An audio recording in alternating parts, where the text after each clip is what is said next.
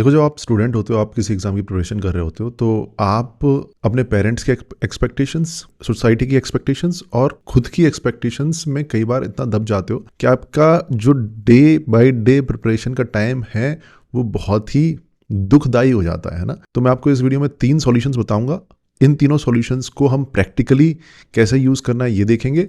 और ये तीनों सॉल्यूशंस अगर आप अपनी ज़िंदगी में, अपनी प्रिपरेशन वाली लाइफ में नहीं डाल रहे हो, तो इसका मतलब ये है कि आप अपनी ज़िंदगी में बहुत सारे दुख हैं जिनको आप बचा सकते हो, आप उनको नहीं बचा पाओगे। इसलिए इन तीनों सॉल्यूशंस को ध्यान से सुनो और इनको अपनी लाइफ में इंप्लीमेंट करने की कोशिश करो। चलो, सबसे पहले तो मैं आपको एक रिलीफ की बात बताता हूँ कि आपको ऐसा लग रहा होगा कि शायद आपके पेरेंट्स ऐसे हैं, वो आपसे एक्सपेक्ट करते हैं। मान लो कि आपके पेरेंट्स भी एक्सपेक्ट ना कर रहे हो, लेकिन कहीं ना कहीं आपको आपकी ज़िंदगी में एक्सपेक्टेशंस खुद से ही फील हो रही होती हैं। आपको ऐसा लग रहा होगा शायद आपके साथ ऐसा हो रहा होगा। जो लोग वेल स्टैब्लिश्ड हैं, जो लोग फेमस हैं, सेलिब्रिटीज़ हैं, उनके साथ में शायद ऐसा नहीं होता होगा। तो ऐसा नहीं है यार, सबकी ज़िंदगी में प्रॉब्लम आती है और इस प्रॉब्लम को आपको सॉल्व करना आना चाहिए। एक बहुत फेमस लेखक थे, उनका नाम था जॉन स्टाइनबेक। अगर आप बीए लिटरेचर से करते हैं, इंग्लिश लिटरेचर से करते हैं, तो आपने उनकी नॉवेल्स का नाम सुना होगा, grapes of wrath, mice and men, east of Edens. ये इतने बढ़िया लेखक थे कि इनको नोबेल प्राइज मिल चुका है लिटरेचर में। इनको पुलिट्जर प्राइज मिल चुका है, जो कि किसी लेखक के लिए सबसे बड़ा प्राइज होता है। मतलब एक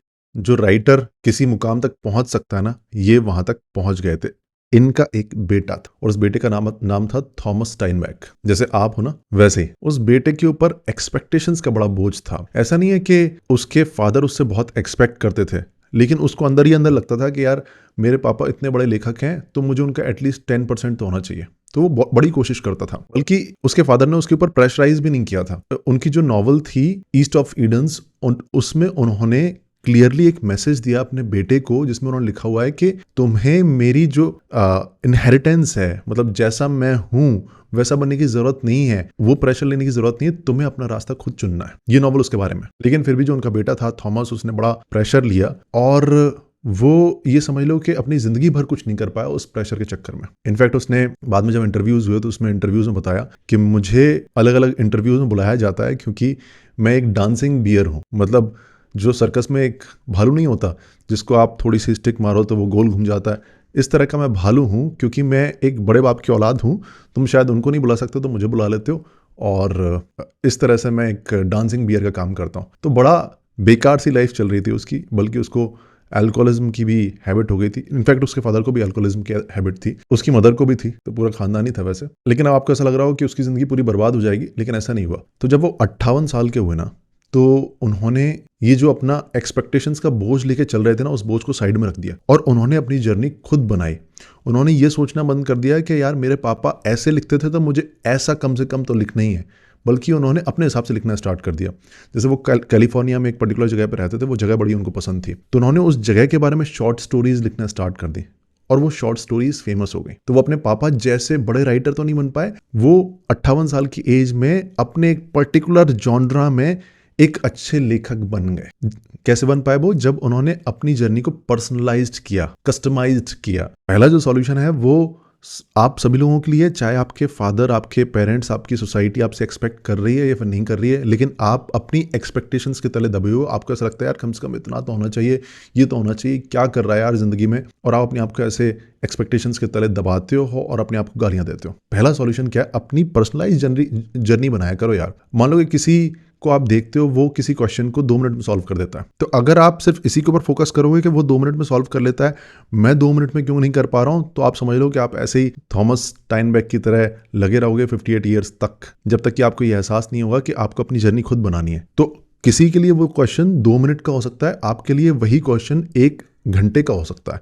आपको पूरा टाइम लगाना पड़े, आप स्लो हो जाओ। आपने देखा होगा कई क्वेश्चंस में आप स्लो होते हो, तो स्लो रहो उस टाइम तक, क्योंकि वो 2 मिनट में जो कर रहा है, उसने वो बहुत लंबा टाइम निकाला हुआ है जिसमें वो स्लो था, और उसके लंबे टाइम के बाद में वो फास्ट हुआ है। तो आप उस लंबे टाइम को बाईपास करने की कोशिश मत करो, क्योंकि आप बाईपास करोगे, आपके क्वेश्चन का आंसर गलत आएगा और आपके जो फ्यूचर के कॉन्सेप्ट्स हैं, जो बेसिक्स आपके स्ट्रांग हो सकते थे, वो बेसिक्स भी आपके स्ट्रांग नहीं होंगे। इसी तरह से हर मोमेंट में, अपनी जो प्रिपरेशन का जो हर मोमेंट है, उस हर मोमेंट में अपनी जर्नी खुद अपने हिसाब से डिवाइस करने की कोशिश करो। इसमें आपके ऊपर प्रेशर आएगा कि अरे नहीं यार, ऐसे करूंगा तो स्लो हो जाऊंगा, स्लो रहूंगा तो एग्जाम नहीं निकल पाएगा। यार, इस एग्जाम को निकालना या ना निकालने की टेंशन मत लो, बस इतनी सी टेंशन लो कि आज मैं इस दिन में अपना बेस्ट देने की कोशिश कर रहा हूँ कि नहीं कर रहा, तभी आप कंसिस्टेंट हो पाओगे। अब आगे बढ़ने से पहले मैं बता दूं आपको, थिंकिंग मशीन्स हमारी ऐप है, उस पर मैंने बहुत सारी साइकोलॉजिकल ट्रेनिंग्स डाली हुई हैं। अगर आपको ये वीडियो अच्छा लग रहा है तो आपको वो ट्रेनिंग्स बहुत अच्छी लगेंगी। स्टेप बाय स्टेप ट्रेनिंग्स हैं, 60 दिन की जर्नी है। 60 दिन में 8 माइंड्स हैं जो मैं आपके अंदर डेवलप करता हूँ, जिसकी वजह से आप अपनी जिंदगी में, अपनी पढ़ाई में कंसिस्टेंट हो सकते हो, अंदर से अपने अंदर चेंज करके। ऐसी बहुत सारी साइकोलॉजिकल ट्रेनिंग्स हैं, गेमिफाइड चैलेंजेस हैं, कम्युनिटी है, लाइव कॉल्स में आ सकते हो आप, मेरे साथ डायरेक्ट डाउट पूछ सकते हो, 7 दिन का फ्री ट्रायल भी है। तो आगे बढ़ने से पहले थिंकिंग मशीन्स के इस वेलकम वीडियो को देखो और फिर हम इस टॉपिक में आगे बढ़ते हैं।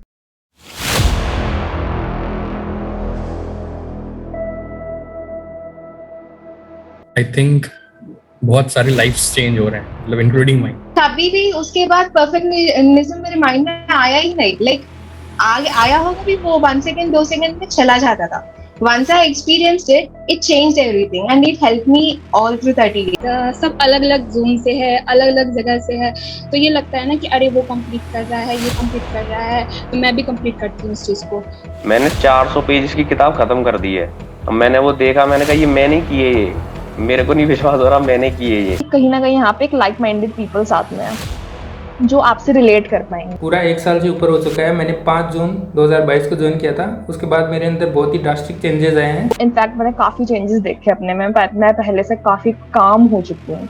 मैं पहले इतनी काम नहीं थी, मैं बहुत काम हो चुकी हूँ। Plus at the same point of time जो मेरा गोल है उसके तरफ मैं काफी फोकस्ड हो चुकी हूँ। पहले मैं कंटिन्यू नहीं रह पाता था पढ़ाई में, मैं प्रोक्रास्टिनेट कर देता। मेरे अंदर परफेक्शनिज्म था कि मुझे 7 बजे शुरू करनी है, तो अगर 7:05 7:15 हो गई तो मैं वो काम नहीं कर पाता था। फिर अभी मुझे फ़र्क नहीं पड़ता इस चीज़ से कि मैंने कब शुरू किया। अभी मैं 8 बजे मेरी पढ़ाई शुरू करता हूँ और रात के 10 बजे तक कंटिन्यू चलती है वो। इसका श्रेय सिर्फ द थिंकिंग मशीन को जाता है। फिर से कहूँगा, कोर्स नहीं है। अगर आप अपनी लाइफ को बदलना चाहते हैं किसी भी फील्ड के अंदर, तो you should join it. And Instagram पे ऐड वो नहीं आता तो मैं यहाँ नहीं होता।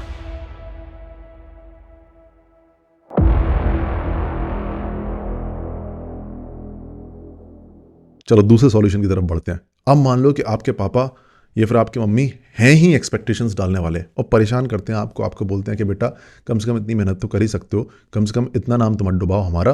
कुछ भी आपको बोलते हैं और आपको परेशानी होती है और आपको समझ में नहीं आ रहा है आप उनको टैकल कैसे करो। तो जरा सोचो, जरा आपके फादर मान लो कि आपको बोलते हैं कि आपने दिल्ली से ग्वालियर तक जाना है और आपने 6 घंटे में पहुंचना है। आपके पास में एक गाड़ी है, आप उस गाड़ी में बैठते हो और आप नोटिस करते हो कि भाई इस गाड़ी में पेट्रोल कम है, पहली बात तो। दूसरा, इस गाड़ी में एक टायर में हवा कम है, शायद वो पंचर भी हो सकता है। तीसरा, इंजन लाइट भी जल रही है इसकी। ऐसी चलती है ना आपकी जर्नी, इंजन लाइट भी चल रही है, किसी भी वक्त बीच में इंजन बंद हो सकता है। तो आप क्या करोगे? 2 घंटे आगे बढ़ने के बाद में हो सकता है किसी शोरूम पर बैठ जाओ, अपने पापा को कॉल करो कि पापा ऐसी ऐसी बात है, और आपके पापा मान जाएंगे। वो बोलेंगे कोई बात नहीं, तुम 4 घंटे लेट आओ, 5 घंटे लेट आओ, आज रात को वहीं रुक जाओ, कल सुबह आ जाना। क्यों वो ऐसा कर रहे हैं? डिफरेंस देखना। आपको पता है कि इस गाड़ी में प्रॉब्लम है, आप सॉल्व नहीं कर सकते, मैकेनिक सॉल्व करेगा। आपके पापा को पता भी है कि आपके पापा को भी पता है कि उनके पास कोई सॉल्यूशन नहीं है इस प्रॉब्लम का, मैकेनिक के पास में शायद सॉल्यूशन होगा, इसमें टाइम लगेगा, है ना। मतलब दोनों को पता है, इसलिए दोनों एक दूसरे के ऊपर या फिर आपके पापा आपके ऊपर फालतू की एक्सपेक्टेशंस नहीं डाल रहे। अब पढ़ाई वाले केस में क्या होता है? आप तैयारी कर रहे हो, आप अपनी पढ़ाई करने की कोशिश करते हो, आपका मन नहीं लगता, आप पढ़ाई करना छोड़ देते हो।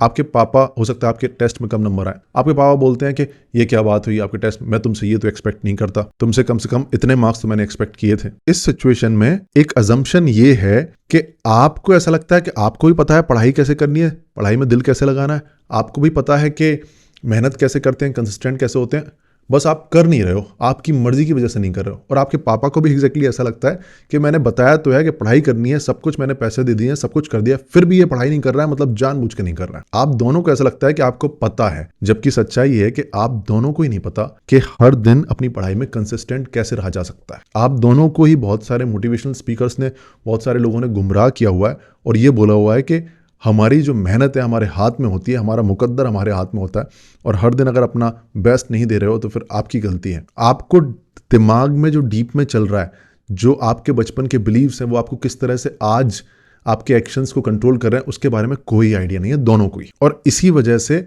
आप भी अपनी एक्सपेक्टेशंस के तले दब रहे हो, आपके पापा भी आपके ऊपर एक्सपेक्टेशंस डाल रहे हैं। पहली बात, इसका सॉल्यूशन ये है कि जब भी आपके पापा अगर वो बहुत ज़्यादा परेशान करते हैं तो आपको उनसे क्वेश्चन पूछना है। आपको बोलना है कि पापा कैसे स्टार्ट करते हो। जैसे आपने जब इस एग्जाम की प्रिपरेशन करना स्टार्ट की होगी, जब आप कोई नई बुक लेते हो, आपके अंदर बड़ा एक्साइटमेंट आ जाता है, आपको ऐसा लगता है सब हो जाएगा। तो उस टाइम पे जब मेरा दोस्त मुझे कॉल करता था, और उसका नाम था हिमांशु ने मुझे कॉल किया, बोला कि यार क्या चल रहा है यार, क्या चल रहा है आजकल जिंदगी में? मैंने कहा यार मैं ये नया सीखना स्टार्ट कर रहा हूँ, और अगर मैं ये करूंगा तो अगले 6 महीने में मैं ये कर सकता हूँ, है ना, ये स्टार्टअप बना सकता हूँ, ये कर सकता हूँ, वो कर सकता हूँ। तो मैंने अपने दोस्त की एक्सपेक्टेशंस यहाँ सेट कर दी, आउट ऑफ एक्साइटमेंट बोल लो, जो भी चीजें थी। तो अगली बार जब उसका कॉल आया और 2 हफ्ते बाद उसने कॉल किया, फिर से मुझसे पूछा, अब होगा क्या, रियलिटी डिफरेंट होती है। आप 2 हफ्ते तक अपनी कोशिश कर रहे हो, कोशिश करते करते मान लो बीच में आपको कुछ समझ में नहीं आ रहा, मान लो कि मैं डिजिटल मार्केटिंग में कुछ सीख रहा हूँ और एक चीज मुझे समझ में नहीं आ रही। जब मुझे समझ में नहीं आ रही होगी तो मेरे दिमाग में ख्याल आएगा कि अरे यार इस टाइम पे मेरा वो जो दोस्त है वो ये सोच रहा होगा कि यार रघुवंशी तो बहुत ही सही कर रहा होगा, यार रघुवंशी को तो इतना इतना कवर भी कर लिया होगा उसने, यहाँ मैं इसमें फंसा हुआ हूँ, तो मेरे को टेंशन इस बात की हो रही है कि वो सोच रहा होगा और मैं नहीं कर पा रहा हूँ, यार बड़ी दिक्कत है यार। क्यों ऐसा हो रहा है? क्योंकि इनिशियल जब उसकी एक्सपेक्टेशन सेट करनी थी तो मैंने यहाँ सेट कर दी थी। तो मैंने नोटिस किया यार इसकी वजह से मैं मेहनत नहीं कर पा रहा हूँ, क्योंकि मुझे अजीब लगता है कि अब वो कॉल करेगा, मैं क्या बोलूंगा, मैं इसी में फंसा रहता हूँ। तो जब नेक्स्ट टाइम उसका कॉल आया तो मैंने बोला अरे यार कुछ नहीं है यार, वो तो सब ऐसा ही चल रहा है यार, अब यही करना है वो करना है। मैंने उसकी एक्सपेक्टेशंस यहाँ कर दी, जबकि थोड़ा बहुत ठीक चल रहा था। अब उस हफ्ते जब मैंने अपना काम करना स्टार्ट किया और मुझे कुछ समझ में नहीं आ रहा, मैं थोड़ा सा अपने टारगेट से पीछे हो रहा हूँ, तो मुझे घबराहट नहीं हो रही थी, क्योंकि मेरे दिमाग में वो इमेजिन नहीं कर रहा था कि अब मेरा दोस्त मुझे बैठ के ये सोच रहा होगा। तो अब मुझे इमेजिन क्या हो रहा है, वो सोच रहा होगा कि यार उससे तो कुछ नहीं होना, और ये है और वो है, और एक दिन मैं उसको सरप्राइज दूंगा कि मैंने तो ये कर लिया। तो मुझे और एक्साइटमेंट हो रही थी कि यार सही है। तो मैं जितना भी कर रहा था वो मेरे लिए विन बन रही थी। जहां भी मैं आगे बढ़ रहा था मुझे इंकरेजमेंट वाले लूप में आ गया था। तो आप ऐसा क्यों करते हो यार? जब आप जिस स्टेज पर हो उस स्टेज से एक लेवल नीचे दिखाया करो लोगों को। आपकी अगर पढ़ाई अच्छी नहीं चल रही है, 2 घंटे रोज चल रही है, तो आप एक लेवल नीचे दिखाओ और बोलो यार कि बात नहीं बन रही है यार, देखते हैं यार क्या होता है। जब आप ऐसा करोगे तो आप उनकी एक्सपेक्टेशंस एक लेवल नीचे रखोगे अपनी रियलिटी से, तो आपको आपकी रियलिटी में अच्छा लगेगा, इंकरेज रहोगे और पढ़ाई करने का दिल करेगा। लेकिन अगर आप अपनी रियलिटी से 2 लेवल ऊपर रखोगे उनकी एक्सपेक्टेशन, मैं जानता हूं आप ऐसा क्यों करते हो, आपको घबराहट होती है अपनी गलतियां बताने में। मेरे साथ ऐसा हो चुका है, इसलिए मैं आपकी बात समझता हूं। घबराहट होती है, ऐसा लगता है कि सामने वाला क्या सोचेगा, लेकिन ध्यान रखो सामने वाला एक बार गलत सोचेगा आपके बारे में कि ये तो ऐसे ही है, लेकिन आगे का रास्ता आपका साफ हो जाता है उसकी वजह से। जैसे गवर्नमेंट डिपार्टमेंट में हम लोग बोलते हैं, ये वीडियो लीक मत कर देना यार तुम लोग कहीं पर भी, कि गवर्नमेंट डिपार्टमेंट हो गया, मान लो प्राइवेट जॉब भी हो गई, तो आप अगर अपने सीनियर के पास में जाते हो और आप बहुत बढ़िया काम करते हो, बहुत बढ़िया काम करते हो, तो उनकी एक्सपेक्टेशंस यहाँ सेट हो जाती है। अब आप अगर कम 7 घंटे की जगह 6 घंटे काम करोगे तो उनको दुख होगा, उनको ऐसा लगेगा क्या गलत इंसान है यार। लेकिन अगर आप अपनी उनकी एक्सपेक्टेशंस काफी नीचे सेट कर दोगे, फिर आप जो भी करोगे उनको अच्छा लगेगा। तो आपके ऊपर है कि आप अपने आसपास के लोगों के ऊपर क्या इंप्रेशन डाल रहे हो। तो अपनी गलतियों से घबराओ मत, उस एक पेन को झेल लो, एक बार सामने आ जाओ, उसके बाद में आगे की लाइफ थोड़ी सी आसान हो जाती है और आप अपनी पढ़ाई के ऊपर फोकस कर पाओगे बिना घबराहट के। और दूसरा यार, ये पेरेंट्स की एक्सपेक्टेशंस का गिल्ट छोड़ दो। ये आखिरी बात मैं आपको बोलना चाहता हूँ, गिल्ट मत लाओ कि मैं उनकी एक्सपेक्टेशंस पे खरा नहीं उतर पा रहा हूँ। याद रखो कि ये जो एक्सपेक्टेशंस का खेल है यही इंसान के दुख का कारण है। अगर आपके पेरेंट्स जो हैं उनको अपनी खुशी के लिए किसी एक्सटर्नल फैक्टर के ऊपर डिपेंडेंट होना पड़ रहा है, जैसा कि जो कि आप हो, तो ये मान लो कि वो कभी खुश नहीं रह पाएंगे। अगर कल का आपका सिलेक्शन हो गया, आपको ऐसा लग रहा है वो खुश हो जाएंगे, कल आपकी पोस्टिंग को लेकर वो दुखी रहेंगे, कल आपकी शादी को लेकर दुखी रहेंगे, कल आपके एक ही बच्चा हुआ है दूसरा बच्चा नहीं हुआ उसको लेकर दुखी रहेंगे, आपके हर डिसीजन से दुखी रहेंगे, क्योंकि उनकी जो खुशी है ना वो एक्सटर्नल फैक्टर पर डिपेंड करती है, और एक्सटर्नल फैक्टर कभी भी हमारे कंट्रोल में नहीं होते। तो it is their nature to become sad, it is not your problem, it is not your mistake. अगर उनको खुश होना हो तो अगर आप किसी एग्जाम में फेल हो रहे होगे तब भी इतना ज्यादा दुखी नहीं होंगे, वो आपको खुशी खुशी एक्सेप्ट कर लेंगे। So take a chill pill और इन तीनों सॉल्यूशंस को अपनी जिंदगी में अप्लाई करने की कोशिश करो और थिंकिंग मशीन्स को ज्वाइन करो। मिलते हैं थिंकिंग मशीन्स में किसी लाइव सेशन में, हर ट्यूसडे को लाइव सेशंस होते हैं, वहां पर मिलते हैं और बात करते हैं। सी यू, बाय बाय।